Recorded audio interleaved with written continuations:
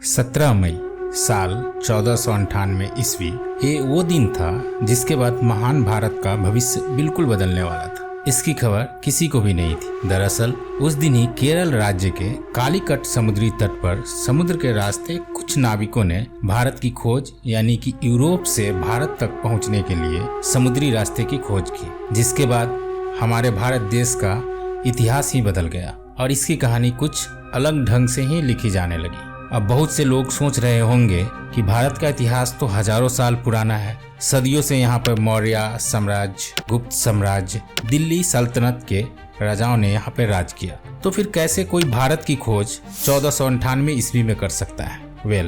आपको बता दें, भारत में सदियों से जितने भी आक्रमणकारी जैसे कि सिकंदर, मंगोल आदि आते थे, वो हमेशा भारत को वेस्ट एशिया से जोड़ने वाले फेमस रास्तों में से एक खैबर दर्रा नाम के रास्ते से होकर आते थे। लेकिन फिर 17 मई 1498 को वास्को डी गामा ने समुद्र के रास्ते यूरोप से भारत के केरल राज्य के कालीकट तट पर पहुंचकर एक समुद्री रास्ता ढूंढ निकाला था, जिसे ही वास्तव में भारत की खोज माना जाता है। दोस्तों, आपको बता दें, 14वीं शताब्दी में भारत अपने कृषि प्रोडक्ट के लिए बहुत ही ज्यादा मशहूर हुआ करता था। स्पेशली मसालों जैसे कि काली मिर्च, इलायची, दालचीनी आदि के लिए बहुत फेमस था और इस कारण उस समय भारत के साथ ट्रेड करने के लिए यूरोप तथा और देशों के बीच होड़ लगी रहती थी। लेकिन उस टाइम पर एशिया के मेन कंट्रीज जैसे भारत, चीन, म्यांमार आदि के साथ ट्रेड केवल जमीनी रास्तों से ही होता था, जिसे केवल इस्लाम धर्म के शासक एवं ट्रेडर्स ही इस्तेमाल किया करते थे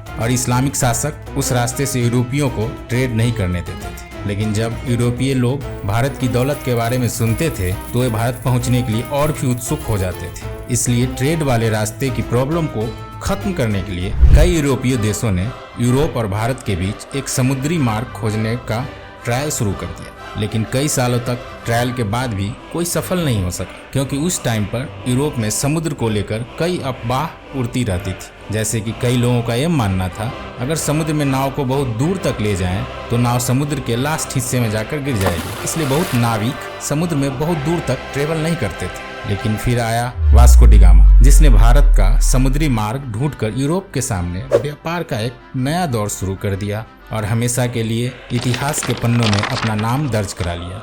तो सवाल ये उठता है कि कैसे शुरू हुआ था भारत को खोजने का सफर? दोस्तों, वास्को डी गामा का जन्म 1460 के दशक के आसपास ही पुर्तगाल के सिंस शहर में हुआ था। उसके पिता एस्टेवाओ दा गामा भी एक अच्छे नाविक एवं समुद्री खोज करता थे। वास्को डी गामा का सारा बचपन अपने पिता के साथ एक नाविक और ट्रेवल के माहौल में बीता था। फिर सन 1480 में वास्को डी गामा ने अपने पिता के रास्ते पर चलते हुए पुर्तगाली नौसेना में शामिल हो गए। यहीं पर उन्होंने नाव चालन का एक एडवांस तरीका और लंबी समुद्री यात्रा करना सीखा। इस वीडियो में आगे बढ़ने से पहले हम पुर्तगाल के समुद्री रास्तों के खोज के बारे में थोड़ी सी बात कर लेते हैं। 1415 से 1460 में पुर्तगाली प्रिंस हेनरी, जिन्हें हेनरी द नेविगेटर के नाम से भी जाना जाता था, उस समय में उन्होंने नॉर्थ एंड वेस्ट अफ्रीका में कई सफल समुद्री यात्राओं तथा खोजों को आर्थिक सहायता एवं संरक्षण प्रदान किया था। 1460 में हेनरी द नेविगेटर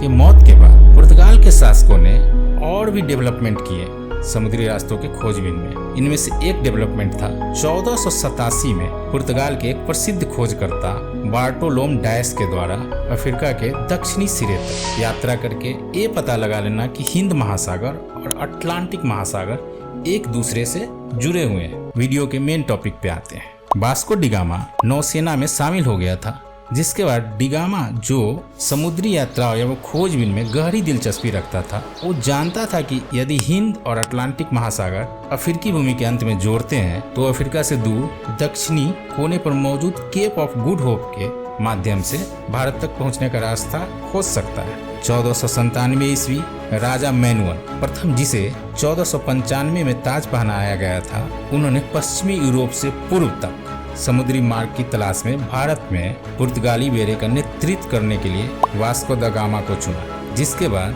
8 जुलाई 1497 को वास्को डी गामा ने 14 जहाजों और 170 आदमियों के साथ पुर्तगाल के लिस्बन शहर से अपनी यात्रा शुरू की। वो खुद 200 टन वजन के सेंट गैब्रियल नाम के जहाज में सवार हुआ और अपने छोटे भाई पाब्लो को सेंट राफेल नामक जहाज का नेतृत्व सौंप दिया। फिर कुछ दिनों के बाद उनका जहाजी बेड़ा इस समय के मोरक्को देश के पास स्थित कैनरी द्वीप से गुजरते हुए केप वर्दे द्वीप समूह पहुंचा और वहीं 3 अगस्त 1497 तक रुका रहा। आपको बता दें, वे लोग जहाज पर अपने साथ पत्थरों का स्तंभ लेकर आया करते थे, जिससे वो लोग अपने रास्तों को चिन्हित करने के लिए कई इम्पोर्टेंट किनारों पर स्थापित कर दिया करते थे, जिससे कि उन्हें वापसी में रास्ता आसानी से मालूम हो सके। वास्को डी गामा ने गिन्नी की खाड़ी की तेज समुद्री धाराओं से बचने के लिए अटलांटिक महासागर में एक लंबा चक्कर लगाया और फिर केप ऑफ गुड होप के दौरे के लिए ईस्ट की ओर एक मोड़ ले लिया। यह भारत की खोज में उनकी पहली प्रमुख सक्सेस थी। फिर 7 नवंबर 1497 को उनका बेड़ा आज के साउथ अफ्रीका में स्थित सेंट हेलेना में पहुंचा। उस समय सेंट हेलेना में बहुत तेज हवा और समुद्री लहरें चलने की वजह से मौसम बहुत खराब था, जिस वजह से वास्को डी गामा का ग्रुप अगले 22 नवंबर 1497 तक आगे नहीं बढ़ सकता था। लेकिन फिर भी कुछ दिनों बाद मौसम अच्छा होने पर उन्होंने ट्रेवल शुरू कर दिया और वे केप ऑफ गुड होप पहुंच गए, जहां पहुंचकर उन्होंने उस जगह का अच्छे से दौरा किया। दोस्तों, आपको बता दें कि Vasco da Gama Cape of Good Hope नामक स्थान पर पहुंचे तो तभी उन्होंने महसूस किया कि उसका भारत तक मार्ग खोजने का सपना हकीकत में बहुत जल्द ही बदल सकता है। और फिर रास्ते को चिन्हित करने के लिए पहले की तरह वहां एक पत्थर का स्तंभ स्थापित किया और आगे की ट्रेवल की तैयारी करने लगे। केप ऑफ गुड होप के आगे की यात्रा उन्होंने 8 दिसंबर 1497 को शुरू की थी और क्रिसमस आने तक वे साउथ अफ्रीका के नटाल समुद्री तट पर पहुंच गए। डी गामा का बेड़ा धीरे धीरे मोजाम्बिक की ओर पहुंचना शुरू हुआ। इस बीच वे लगभग 1 महीने तक कहीं और पर रुके और जहाजों को सही कराने का काम किया। फिर 2 मार्च 1498 को डी गामा का बेड़ा मोजाम्बिक द्वीप पर पहुंच गया। जब डी गामा अपने दल के साथ मोजाम्बिक की धरती पर उतरा और वहां के लोगों को मिला तो उन्हें लगा कि ये पुर्तगाली जहाजी भी उन्हीं की तरह मुसलमान हैं, इसलिए उन लोगों ने उनका खूब मदद की। डी गामा का मोजाम्बिक में पड़ाव डालना काफी उपयोगी सिद्ध हुआ। वहां उसे समुद्र के किनारे बंदरगाह पर सोने चांदी तथा मसालों से भरे हुए 4 से 5 जहाज दिखाई दिए और उसकी मुलाकात ऐसे स्थानीय लोगों से भी हुई जो कभी कभी भारतीय समुद्री किनारों की यात्रा करते थे। इससे वास्को डी गामा को पूरा भरोसा हो गया कि वह सही दिशा की ओर आगे बढ़ रहा था। उसे इस दिशा को समझने में काफी हेल्प मिली। अब उसे आगे बढ़ना था।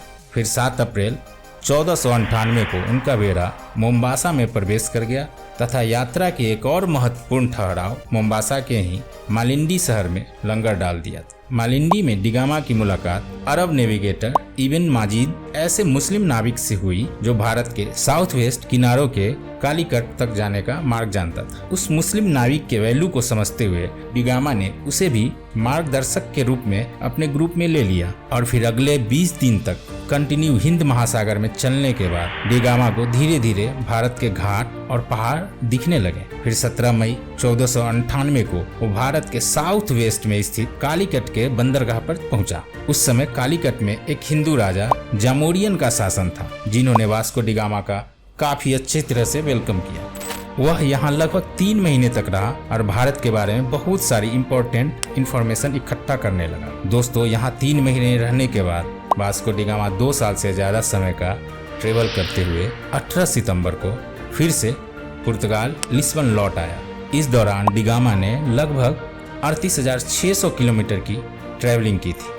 और दोस्तों, आपको बता दें, इस लंबी साहसिक यात्रा में उसके कुल 170 साथी थे, जिसमें से 116 लोगों की ट्रेवल के दौरान मौत हो गई थी। वास्को डी गामा की इस अचीवमेंट से पुर्तगाल के राजा बहुत खुश हुए तथा उन्होंने उसे दूसरी बार फिर से 1502 में भारत भेजा था। इतिहासकारों का मानना है, जब डी गामा कई तरह के भारतीय मसालों और रेशम के साथ अपने देश पुर्तगाल लौटा तो उसने केवल मसाला बेचकर ही इतने पैसे कमाए कि ट्रेवल पर खर्च हुए पैसे से वो 4 गुना ज्यादा था।